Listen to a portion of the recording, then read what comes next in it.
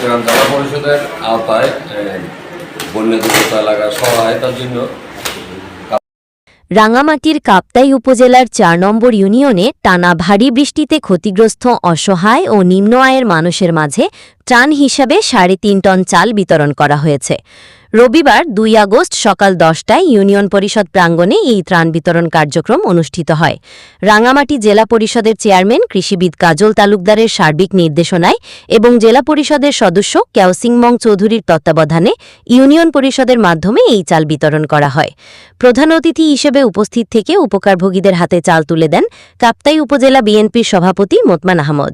তিনি বলেন, প্রাকৃতিক দুর্যোগে ক্ষতিগ্রস্ত অসহায়, গরিব ও দরিদ্র মানুষের পাশে দাঁড়ানো আমাদের দায়িত্ব। সরকারের বরাদ্দকৃত এই চাল প্রকৃত উপকারভোগীদের মাঝে সুষ্ঠুভাবে বিতরণ করা হচ্ছে। ভবিষ্যতেও মানুষের কল্যাণে এ ধরনের সহযোগিতা অব্যাহত থাকবে।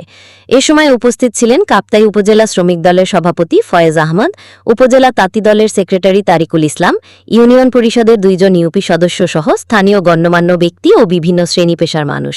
অনুষ্ঠানে উপস্থিত অতিথিরা সুষ্ঠু ও স্বচ্ছভাবে ত্রাণ বিতরণ কার্যক্রম পরিচালনার উপর গুরুত্বারোপ করেন এবং দুর্যোগ কবলিত মানুষের পাশে সবাইকে এগিয়ে আসার আহ্বান জানান।